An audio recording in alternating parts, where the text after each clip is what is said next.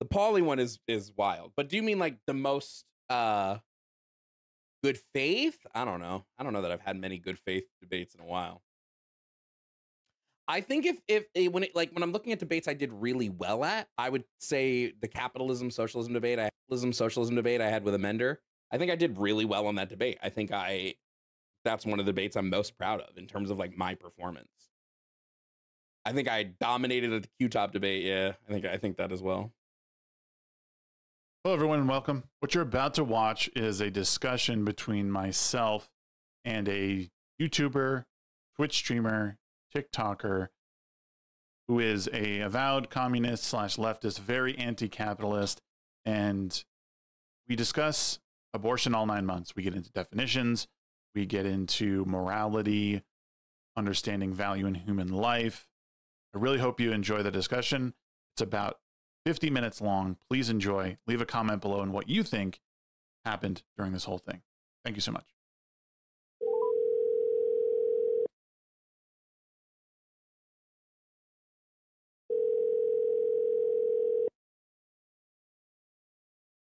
Hello, are you here to debate? Yeah. Yes. All right. What's your name, age, and pronouns, please? My name is Tom, and I'm 39. Call me he. Okay. Yep. What are you here to debate about, Tom? I think there's lots on there I disagree with, but I think the abortion all 9 months thing, I know what you're doing. I think it's super misleading, and I think it's meant to make people mad.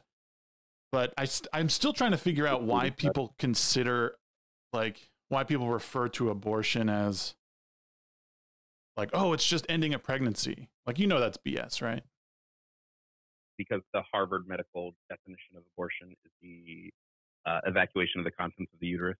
So that's what I refer to as an abortion. Yeah, but if you're not use the Harvard medical, not use Harvard medical journal definition of abortion. Yeah, but when someone gets a cesarean, right? Are you calling that an abortion? Is someone marking that as an abortion? No, but I would call a hysterotomy abortion an abortion, which is essentially a C-section. I don't know that I would classify cesarean sections as abortions. Well, I would hope you wouldn't. That seems bogus. I don't know why anyone would think that would be a thing. Well, because it meets the terminology, so some people would. Yeah, but I mean, medical evacuation of the uterus. So some people would use that. But it's called a birth too, right? It's also you would just call it a birth. No, birth wouldn't be medical, right? Birth would be the like natural removal of the contents. No, because my son was born early, and he needed to be, even though he went through the birth canal, it was emergency, and he had to be taken out. And there's some who need to be removed via C-section. Like my older boy was born at 38 weeks, and then he needed to, because he was breech and he was stuck under my wife's ribs. She didn't have an abortion; she gave birth.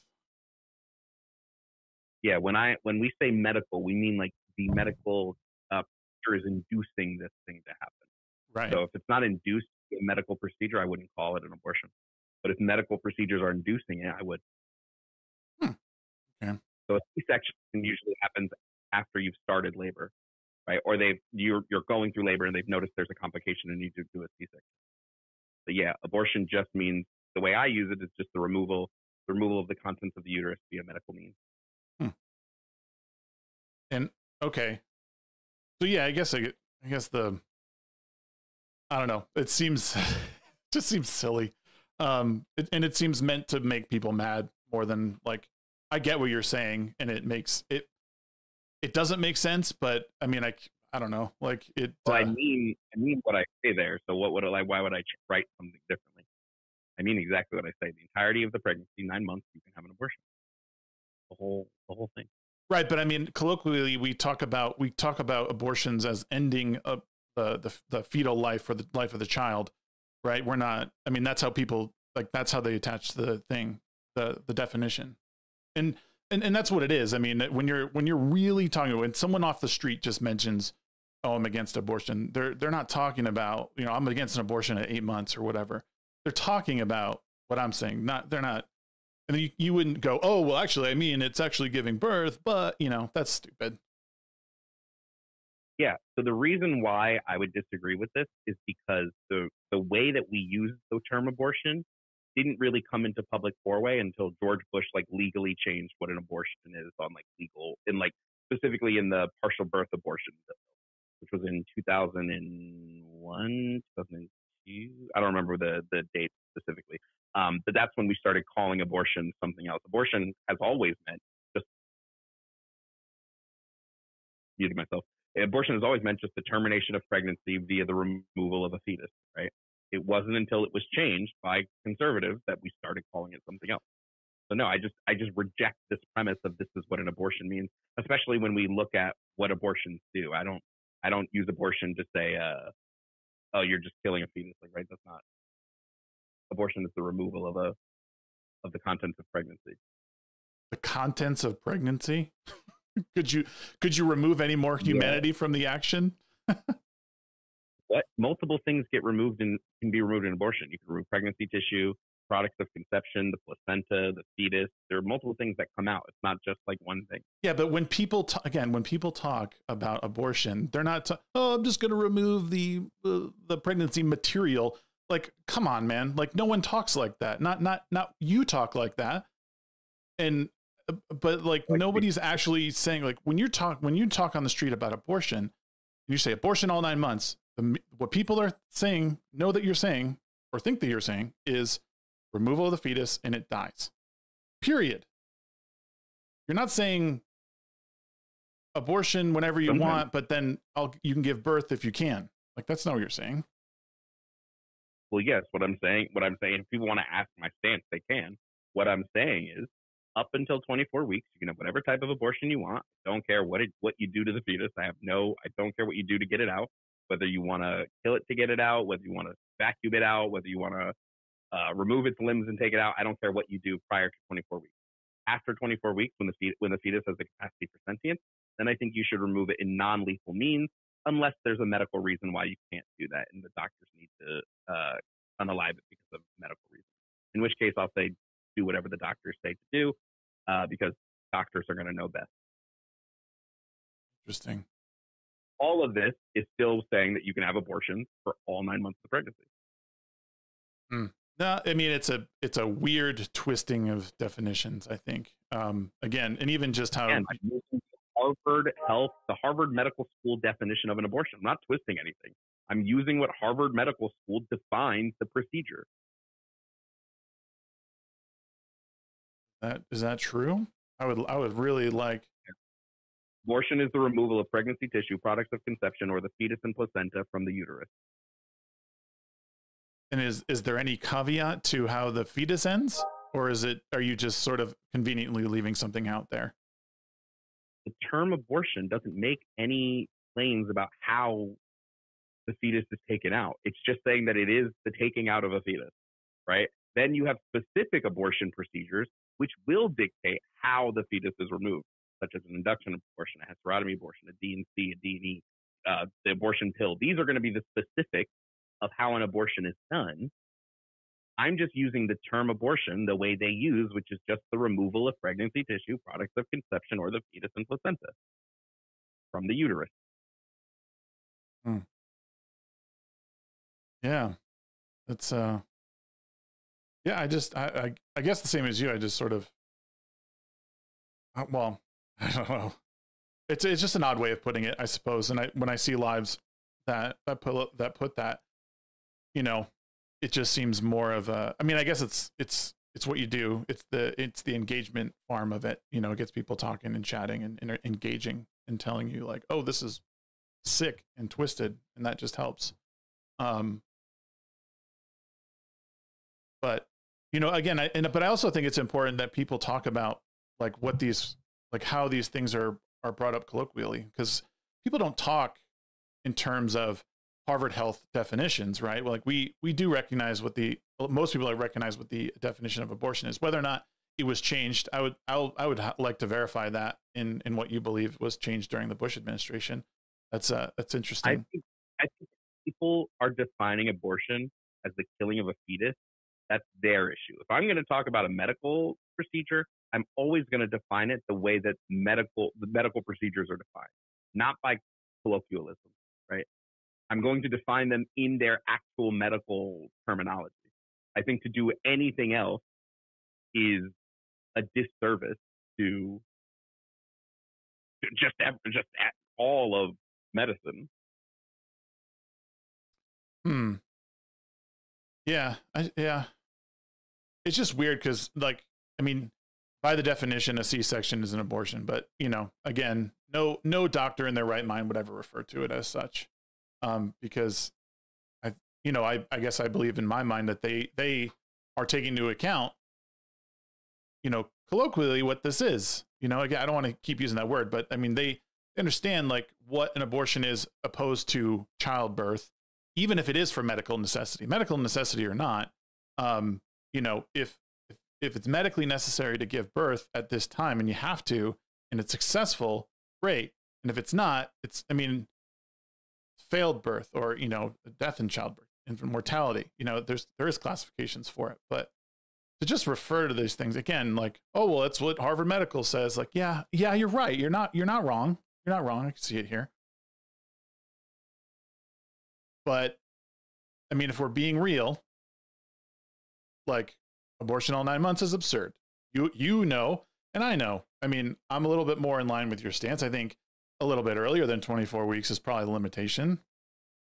My limitation is going to be at the point of sentience. So it's going to be 24 weeks. The point of sentience? Yes, that's when the fetus has the capacity to experience. It's around 24 weeks. Sorry, it has what? It has the capacity to experience. It has the capacity to engage in sentience. 24 weeks. And that's it across the board. There's no exceptions to that rule ever. Typically, it's going to be 24 to 28 weeks. 24 tends to be the earliest. But if we want to, we can do brain scans on the fetus before an abortion and determine if it's sentient or not. And we can know what type of abortion to have. Why do you mean birth? I'm so confused. An induction abortion or a hysterectomy abortion would still be abortion. Granted, the fetus is probably going to die if it's earlier than 24 weeks, but, you know. Right, there has been cases where they have survived, but yeah, it's generally like 21 between 24 is the absolute limit, depending on where you are, too, in medical treatment. My son was born at 25 weeks, 2 days, and it was pins and needles, like trying to, you know, just like, oh my God, is this going to work? He was 2 pounds, 2 ounces, like, but like, you know, again, it just kind of comes down to like, I think treating life as life from the very moment of conception is much more, it will help people in the long run versus, you know, just being like, oh, that's not a thing, so just dispose of it, like garbage disposal, that, you know, like. Well, one, I'm not disputing that it's life at conception. It being life means nothing in terms of my. It's just not valuable enough to keep. It has no moral consideration. Oof, that's rough. The value is going to be based on whoever's pregnant, right? I can't claim whether or not this thing has value, but I don't give it moral consideration prior to being sentient. I don't give any non-sentient thing moral consideration. Dang. So, why would I? Huh? I don't know why. Why would I give a non-sentient thing moral consideration? Well, I don't know. I guess I would hope if someone that you knew was in a coma that you wouldn't just be like, they're in a coma, we should just, you know. What patients have the capacity for sentience? They meet my qualifier. Oh, yours. So it's moral relativism.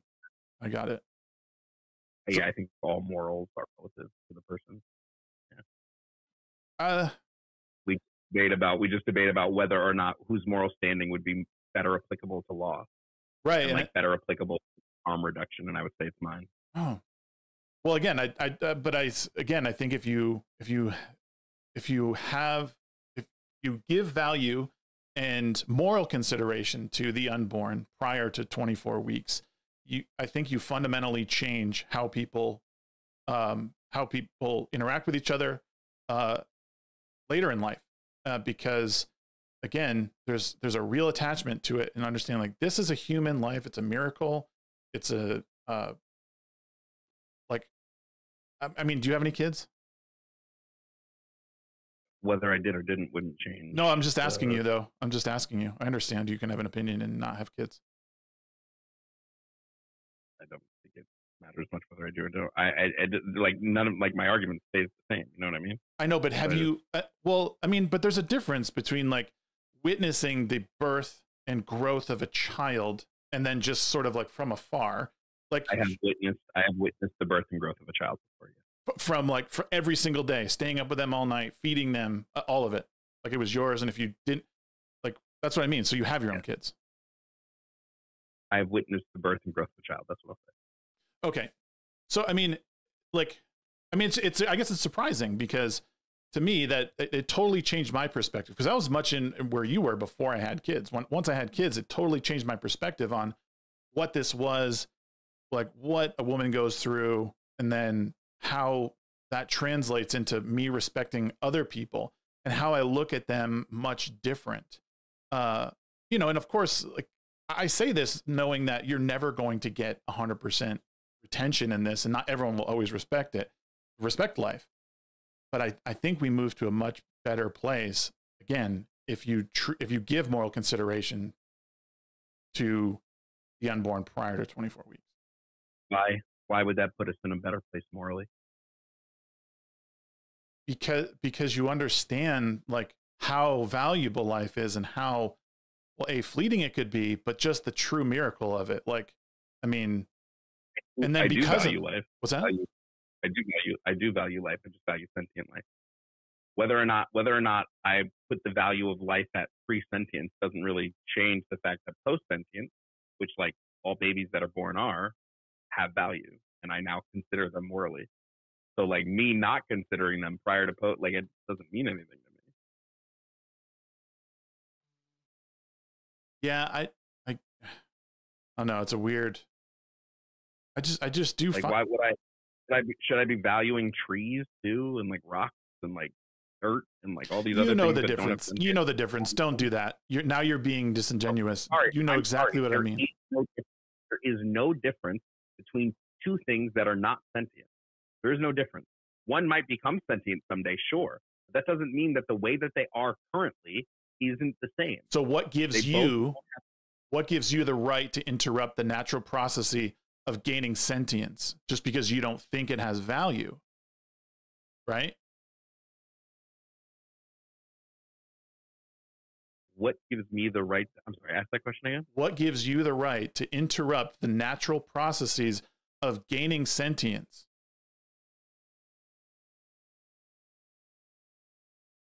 Yes, a rock. Yes. What?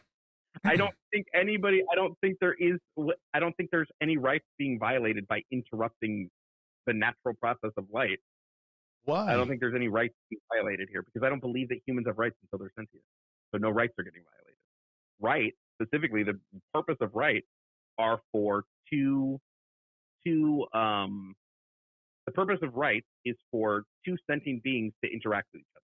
Rights dictate how two people are going to interact with each other. So I don't believe fetuses to be people yet until they're sentient. So therefore, they have no need for rights. Right. But given its natural... I don't care about potential. Potential is just a concept. It's nonsense. Right? Potential is just a concept. It's nonsense. It's a okay. Yes. Should I give a 5-year-old alcohol because they will eventually be 21? No, because giving that child alcohol could possibly kill it. Oh. You are interrupting. No. Well, hold on. The reason why we don't do things is because I'll ask you another one. Should I give a 4th grader a high school diploma because potentially they will graduate high school? No, these are not. These are not. Potential, yes, they are. The potential has to be actualized. The potential is not actualized in a fetus yet. Once that potential is actualized and they have the capacity for sentience, then I'm going to start treating them like sentient creatures, not before. I'm not going to treat them like sentient creatures before they are sentient. Yeah, no, it's a BS argument or a rebuttal in my opinion, because so you are asserting that you know better and that your morals are better and ending the potential sentience. Now, and given its natural processes, it will get there. And of course, it's not 100%. No pregnancy is 100%. That's so sad, et cetera, and so on. I don't want to debate that part. But again, you just handing over something to someone because they might get it one day is totally different. It's totally different. If given the natural process of a kid in school, yes, he will likely get a high school diploma. That doesn't mean you just hand it to him. That's not what I'm saying here. Exactly. Given the natural processes, a fetus will eventually become sentient and have the need for rights.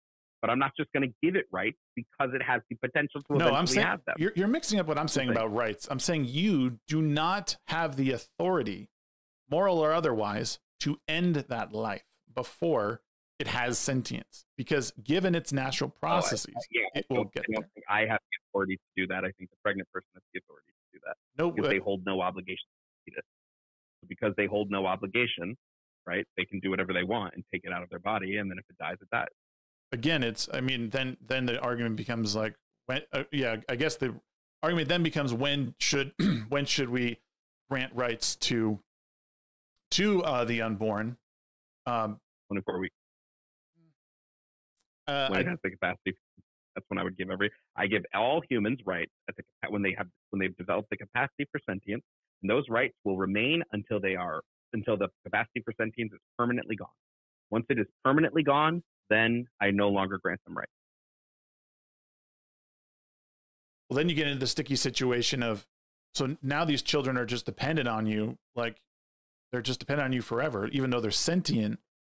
Like we're just. Huh? What? What are you talking about? I'm saying that now you get into the argument of if it's just because they're sentient and they're human, now they're human at 24 weeks. What about all the time that they're reliant on their parents anyway? I still don't understand what you're asking me. I don't care about them being reliant on somebody. That has nothing to do with the argument. Okay. Well, maybe I misunderstood that part. Sorry about that. I just fundamentally disagree. I think and again, you don't have to agree with me on it, but I do find that, for the reasons stated, I just think it's far more productive for humanity to understand this is a child. We need to protect it. Now, do I think that there's instances where a true abortion is necessary? Yes, I do think there are real instances where it should be okay. But I don't think it should be. Why does somebody who's pregnant have an obligation to carry the fetus? Because most of the time it's a consensual act that the child is there in the first place. And if you're going to, why they're now obligated. What's that? It doesn't answer why they're obligated. One act being consensual does not satisfy the condition of why this should be obligated, right? Why should we obligate it? Like, what is the reason specifically that pregnant people should be obligated to carry a fetus? We're going to say that you are obligated to do this because you engaged in a consensual act? That doesn't make sense. Because they engaged in activities that likely result in pregnancy. And if that is the case, then, again, it might be hard for some, but there's many systems in place that assist in the rearing of children in the early ages for those who are less fortunate. Wait, you still haven't answered the question, though. You still haven't said why they're obligated. You just said they engaged in pregnancy and then they got pregnant. I know this, but now why are they obligated to keep that pregnancy? Just because they engaged in sex? Because it's a human. It's a human. It's a human. We don't kill humans. We're obligated to. Well, we do all the time. Sorry, say that one more time. I missed all the time. We do this all the time. There are justified killings. They happen all the time. And which one would that be? And I would say, there's tons of them. We consider war to be justified. We tend to consider self-defense to be justified. Like, there's a ton of things that are justified. Right, because let's go with the self-defense one, since I've heard you say this before. pulling the plug on the brain dead person is pulling the Right, plug on a brain dead person brain dead is is a dead. justified killing. They're not. There's no coming back from brain death. So that was a nice try. Well, yeah, because they're not. Self-defense is different because someone's intending to do harm upon an innocent person. What? Wait, I just want to point this out. When it comes to brain death, their bodies can still be working. They can be hooked up to machines that are keeping their blood circulating, keeping all this stuff working, right? But we pull the plug because they have lost the ability for sentience. Their brains no longer work. The experience is gone. Therefore, we don't consider them people anymore, and we pull the plug. Again, given also isn't there. Okay. Again, given the body's natural processes, that brain dead person will die. The fetus inside, again, it goes back to what I said already. You don't have the moral right to end the life of a potential sentient being. Given its natural processes, it will survive. The brain dead person will not. Actually, given natural processes, it won't survive. It only survives because someone else is keeping it alive. Do you know what natural processes of pregnancy are, or do I need to take you to school on this? Hold on. Yes, but we're not talking about the natural processes of pregnancy. That's what I've been talking about. Hold on. We're talking about the natural processes of this creature's body. So if a fetus is taken outside of a pregnant person's womb, it will not survive. No, dude. So you need to understand what. But okay, you need to understand what people are talking about when they mention to you that given natural processes, when it comes to a fetus, what that means. Hold on. I understand what you're saying. But when we compare it to somebody who's brain dead, and you say, well, their natural processes would lead to death unless they're hooked up to some kind of external life support, like a fetus. A fetus will naturally die unless connected to some external form of life support. The fetus can't maintain homeostasis without being connected to the pregnant person. The fetus can't regulate its internal temperature. It can't take in nutrition. It can't take in oxygen. It has to be connected. Newborns can barely do that either. The only difference is a newborn can absolutely regulate internal temperature, can absolutely digest and regulate nutrition. It will not feed itself. We're not talking about feeding itself. I'm saying a fetus can't even. Nope. You did. Roll back the tape. You did. Nope. I'm talking about the distribution of nutrients through its body. A fetus can't distribute nutrients throughout its body. The placenta is doing this, right? No. So a baby can maintain homeostasis. You know how I know a baby can maintain homeostasis? Because if I leave a baby in a crib and I go into the other room, the baby doesn't die. Right. That means it's maintaining homeostasis. Right. The fetus cannot maintain homeostasis unless connected to some form of support. The only difference is the brain dead person is hooked up to a technological form of life support, and the fetus is hooked up to a biological form of life support. That's going to be the only difference. They both can only live when being supported from some other external factor. So when you say the natural process of a brain dead person is to die, it's only going to die if it's disconnected from this form of life support, just like the fetus. Okay, so the natural process of a fetus is that of which it is living symbiotically with the mother. That is the natural process of it.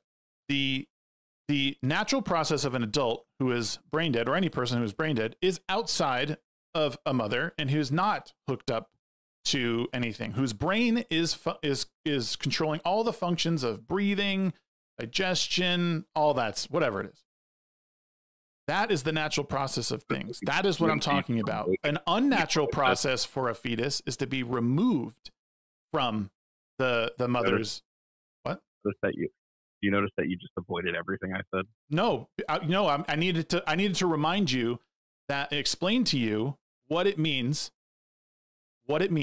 to be the natural process of a fetus. You needed to be reminded.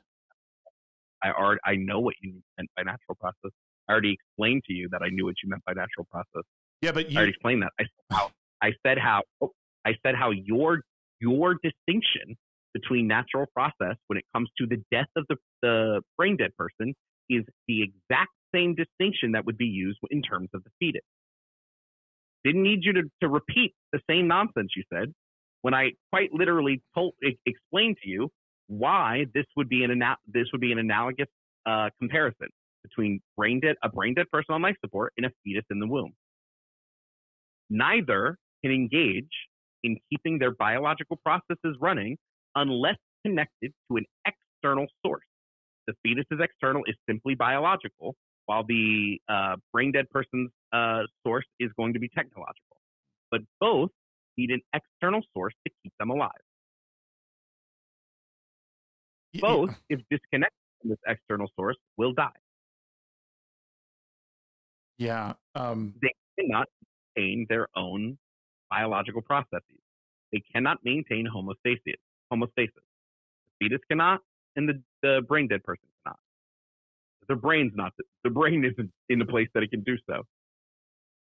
Right. You're not even understanding. None of this explains why a pregnant person has an obligation. Why they have an obligation? Because it's a human life, and we are obligated to protect human life, and most everyone will do so if they're not a psychopath.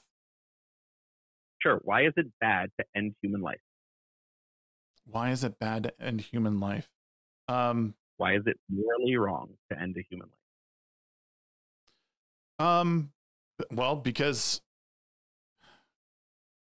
why? I mean, because it's human. It's a person. Why would you? I mean, I don't know. Right, this is the answer. This doesn't tell me why. Right? It's wrong to end a human because it's a human. That doesn't tell me anything. Right. It's a complicated answer. I don't know if you understand it. It's hard to just boil things down to black and white. And I'm sure what's that? Really easy. I think it's a really easy answer. Okay, give me your answer. If it's so easy, I would love to hear what your answer is, because I'm honestly, I think there's a lot to it. It is not wrong to end a human life unless you are ending a human experience. Just ending human life is not morally wrong. What's morally wrong is ending a human experience. Again, what gives you the moral authority to end someone's human experience before it's even begun? I know that you're not ending a human experience before it's begun. There is no human experience to end. You can't end something that hasn't started yet. But yeah, but you're saying I have the authority to choose that this person holds no value, moral or otherwise, so fuck it. And then I'm going to rip it out. Are we having a morality conversation? Yes or no? The morality always is in the discussion. Absolutely. Yes. Great. So then to respond to a question on morals with who gives you the right to make moral decisions is like super nonsense. We're having a conversation about morals.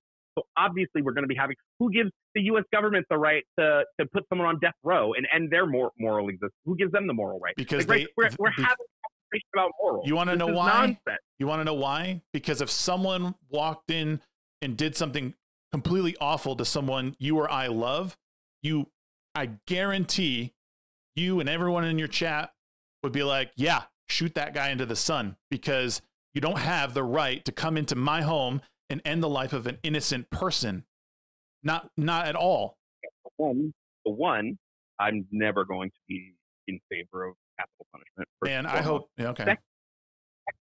Second, all you're doing now is pivoting and moving away from the conversation at hand. I'm not pivoting anything. You can't provide me a relevant, not even relevant. You can't provide me a reason why ending human life is wrong, other than it's a human. That's not a reason, right? I know it's human. Why is it wrong to end animal life? Well, I mean, you could make the argument that we over farm and over hunt things, and there can come a point where it is morally wrong. Absolutely. But no, I think for the most part, and we're part of the animal kingdom. We hunt things in order to stay alive. Great. Just so like the animal kingdom does. I would just love a reason then why it's wrong to end human life. What's the reason? What makes it immoral? And it can't just be it's immoral because it's immoral, because that's all you're saying. You're saying, well, it's immoral to end humans just because it is. No, if something's immoral, what's the reason it's immoral? I don't know. I don't know how to put it other than that people do not have, it's immoral to take the life of another innocent party in the human race.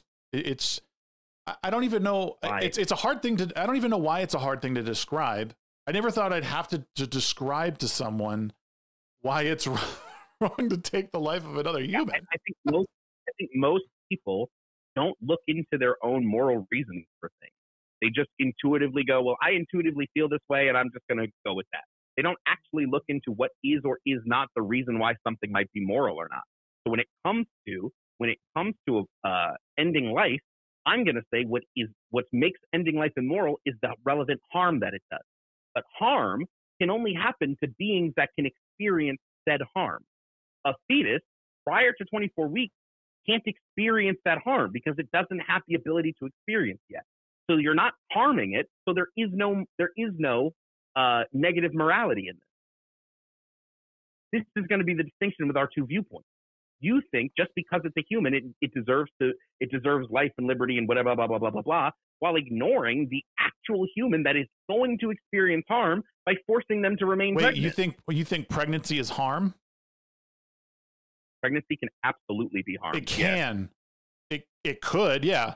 It could. You can get Pregnancy struck by lightning when you walk out of your house, but so maybe you should never go outside.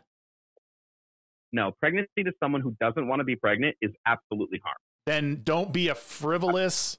Don't be a don't go and sleep with every other person. Don't be a what? There it is. It's nothing to do. It's got nothing to do with the has fetus. Everything to do with that. Do people understand? All it has to do with is you wanting to place some sort of moralistic control over what people do in the bedroom. No, because I don't care. You can't. Well, yes, you do. Yes, you do. Because we've already proven that. We've already gone over it, and you can't substantiate why having sex gives you an obligation. So now sex doesn't give you an obligation, but you're over here going, well, don't have sex, even though you can't relevantly say why it gives you an obligation to have to carry the fetus. Here's the deal, right? Before you think I'm just trying to control women's bodies, because that's all you guys can come up with, it has nothing to do with that. First of all, people can think for themselves. I'm not telling anybody how to live their lives. My thing right now is I want people to hear what I'm saying because it might resonate with somebody in your chat or whatever. And there is consideration to be taken when it comes to your sexual exploits. Do I want people to stop having sex? No, sex is great. Do I want people to engage in the safest sexual intercourse or whatever possible? Yes. And I also want them to understand that doing that comes with sometimes, even when you are using protection, the consequence, if you want to even call it that, I won't call pregnancy consequence, but it can come with pregnancy. And you should be aware of that. And also aware that there are so many resources that could help you once you do. And that's why I say people shouldn't just be like, oh, I'm pregnant. I need to just get rid of it because I'm not quite ready. Well, be surprised. Again, anecdotal or not, you'd be surprised at what happens to the mother and father as these things progress and change over the course of. None of this, by the way, has made it has elaborated why this person should now have an obligation. None of it does. None of it is. I mean, I already told you, man. It's a human life, and we should strive to protect every human life possible. Why? Because human life holds great value. We can do amazing things. Why? I shouldn't have to define why it's morally right. And I think frankly, I think it's weird that you're asking me to define why human life is valuable or why you shouldn't have to substantiate your claims. You shouldn't have to defend your position. I should just go, you know what? You're right. You've made a position and you know what? Take the W. Here's your position. No, if you're going to say something, defend it. If you can't defend your position, why call into a debate show? I've been defending my position. I don't have to defend like morality in preserving human life. Are you mad? Yes, you do. Yes, you do. If you're going to claim somebody cannot do an action because of X reason, you need to defend that reason. I assume you don't think abortion should be legal, correct? I think there should be limitations on it, but I did say earlier that we level. What's that? Core level. What? Core level. Elective abortions at its core level, you don't believe should be legal. I believe that, I mean, medical abortions are totally different, 100% different. I think there should definitely be limitations on elective ones because I mean, yeah, I think there should be absolutely limitations on that. Because you believe elective abortion should be illegal, you are making a claim that we should be limiting what people can do. But then when I ask you to defend this, you go, well, I don't think I should have to defend it. No, I shouldn't. No, what I said was I shouldn't have to define why, or I shouldn't have to tell you why. It's yes, you should. Yes, you should. If the reason why we shouldn't have abortion is because it ends a human life, but you can't tell me why, quote unquote, ending a human life is bad, then why would I limit abortion if you can't tell me why this is bad?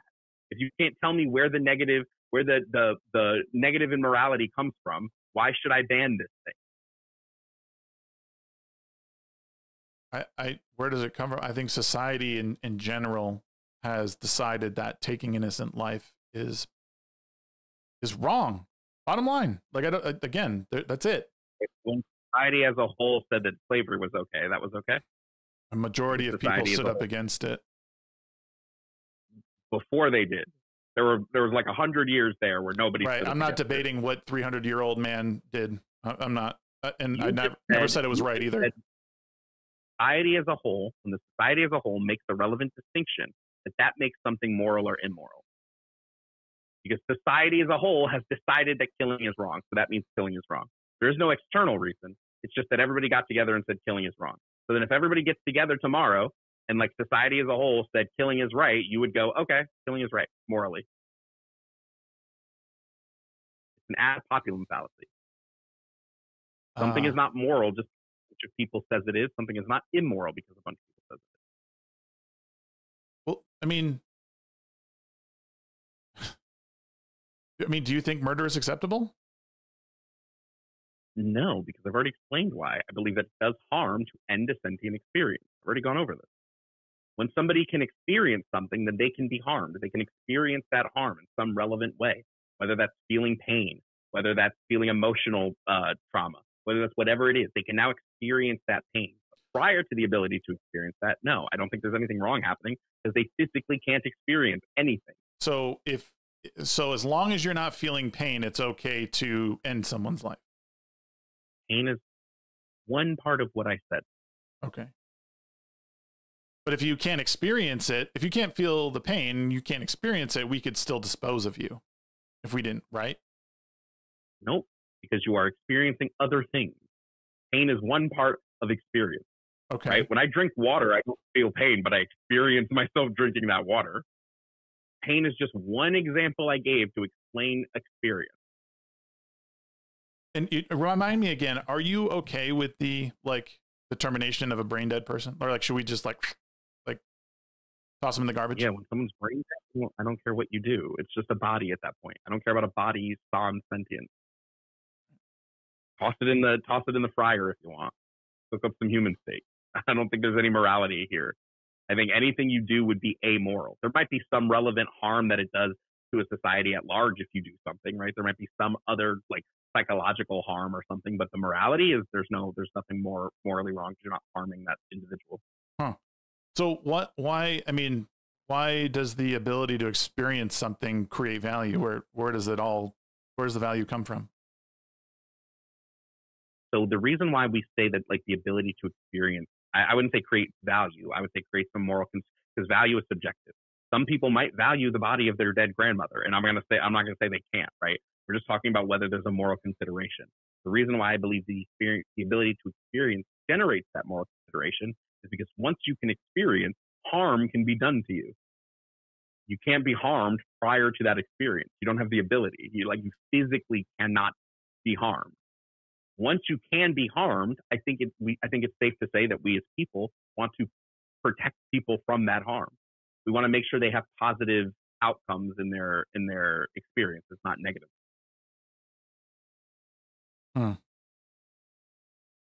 Well, I think that's a great place to stop, Jovan. I want to thank you for letting me come on and talk. But I think I got all I needed out of it. It's But I appreciate you doing your All right. debates and you continuing to be open with people. It's definitely good. But yeah, we just disagree on some stuff. Problem. Cool, man. Have a good one. You Bruh.